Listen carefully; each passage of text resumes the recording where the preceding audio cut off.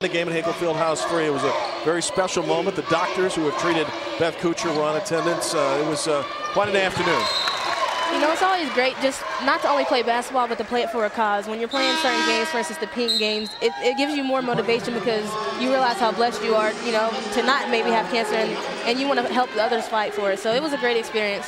Well said. Beth was telling me last night, I coach the game a little differently now. I don't sweat the small stuff anymore. It does. Your outlook on she was just telling me, your outlook on life completely changes. So, you know, you can't get mad at little things about a basketball game when, you know, you're fighting for your life or fighting cancer. So you're saying when Butler goes out to a team dinner, she goes out and enjoys it with them.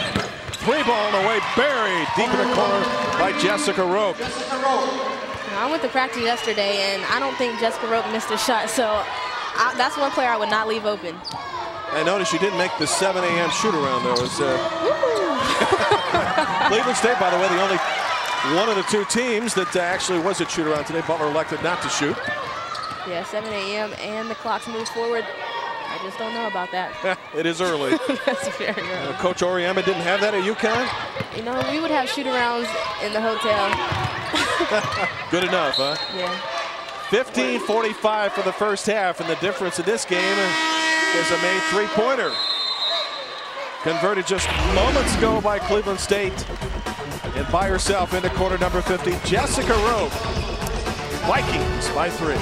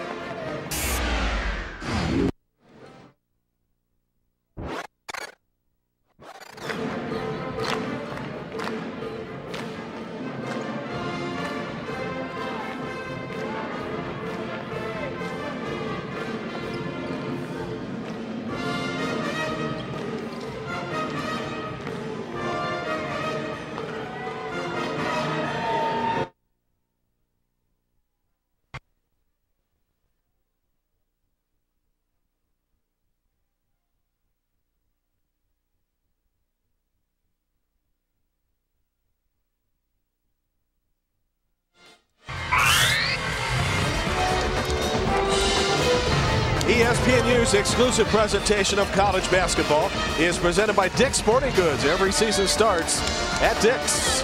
Jim Barber, the former UConn great, Renee Montgomery in Green Bay, Wisconsin. Cleveland State leading the game 5-2. The Vikings have been there, done that. 2 years ago in the championship game against Wright State, came up a 70-56 winner. In that game, Kailey Klein was terrific. 29 points, 13 rebounds, and 4 assists. Wright State got the early jump in this game, but Cleveland State went up by 9 and finished it off in the second half, scoring 40 points and winning and moving on to the NCAA tournament. And Klein, she's been at it in this tournament as well, as Renee highlighted when we started our broadcast today. She is the person to stop, and how exactly does Butler go about doing that? Well, a player that's hot, that has 57 points coming into the game, you have to deny her the ball. You can't let her get easy shots or layups or free throws. That's what gets players going and gets their rhythm and just gets their momentum going. So you don't want to give her any easy looks in this game.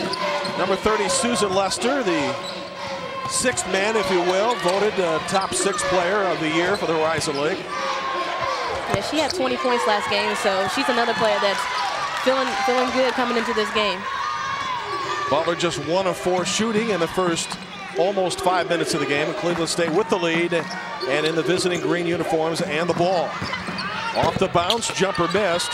Offensive chance for Cleveland State, but off the Vikings and out of bounds.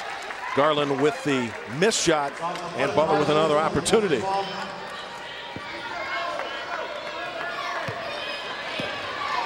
Cleveland State took the wind out of this crowd here Friday night by upsetting Green Bay. It was very much a home atmosphere for the Phoenix. They're not used to losing here. In fact, that was their first loss in the last 28 games. Burns missing, a rebound taken down by Stephanie Crosley, and a foul on Butler. And that win for Cleveland State not only got them into the championship game, but it also gives them a lot of confidence. Right here, she just didn't get over, and she slid over a little bit late. Caught a foul. And that's her second, so you've got their lead point guard out of the game now, or at least in foul difficulties, with 2 personals. That's not a good way to start it, so Butler's got to pick up some slack here. They do, but you know, they have number 3, Allison Pittman, coming in, and she's great for them. She's a playmaker. She can do a lot of things on offense and defense, so that does hurt them, but they're still going to be all right with Alice Pittman. Butler with 4 turnovers in the game. Great spin move inside, but that's an extra step taken by Stephanie Crosley. So the second Cleveland State turnover brings the ball back to Butler. This is a low-scoring start. Any surprise to that? It is, but we also haven't seen Kailey Klein get many shots up, and just the players that make plays haven't got a lot of touches, so maybe that's the reason for the low-scoring game so far. Nearly as many turnovers as points, but much at stake in this game. It's the championship game and the automatic bid to the NCAA tournament. Here comes Jessica Roque, the senior out of Ontario. Great pass inside, foul called. Pittman picks up the personal, and Cleveland State will go to the free throw line to shoot twice. A lot of times turnovers can be an indicator of nerves also, so that's probably why we see a lot of turnovers in the beginning of this game. Now, when you play for the national championship with UConn, were you nervous? To say the least. Oh, yeah.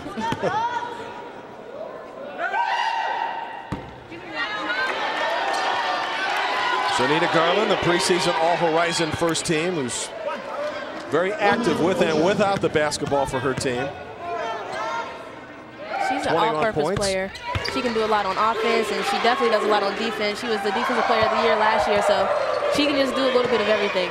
Now, when you had nerves prior to a game, how did you combat it? I think preparation. That, you know, knowing that you worked hard and you're prepared for the game calms your nerves. Of course, you're going to be a little nervous at first, but you know that you're prepared and you're ready, so that kind of helps ease the nerves. Lester missing, 1 and out for Butler, and here comes Roque. Very active so far. Thornton able to get the deflection and the steal for Butler. Stuck on 2 points, 6.5 minutes in. Bowen on the drive to the basket, no basket. Offensive foul, Brittany Bowen.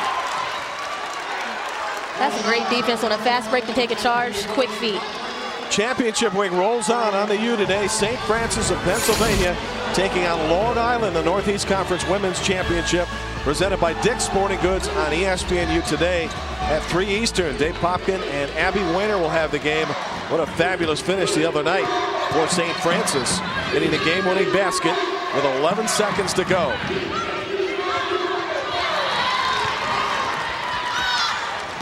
Back comes Butler.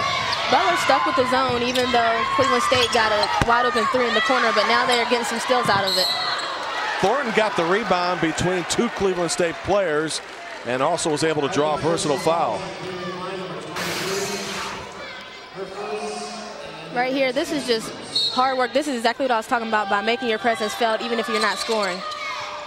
Melanie Thornton just finding ways to impact the game, just like that, another layup. And she breaks the scoring drought. It was the 18:35 mark, the last Butler field goal, until Thornton was able to roll that in, and she has all 4 Bulldogs points. They're going to leave Crosley to shoot it. She did just that. They dared her. They did, and that's good when a player has enough confidence, even though they don't take that shot often, to take it and make it. I would think you have to force the defense to honor the opportunity. You do. Butler obviously is showing that they don't think Crosby can make that shot. Here's Lester bombing away. The other night, Butler hit its first 7 threes and rolled out to a 13-point halftime lead, but cold shooting so far for the Bulldogs. And I expect for the shooting to get better throughout the game. I mean, it's the championship game. Everyone wants to hit that big shot if they aren't falling. Kailey Klein, one of her first touches to the basket. She had 28, 5 and 5 steals the other night. She has over 2,000 career points, second best in the Horizon League. And also like how Klein is enforcing it. Sometimes when players know that they're the go-to player, they try to do too much and they try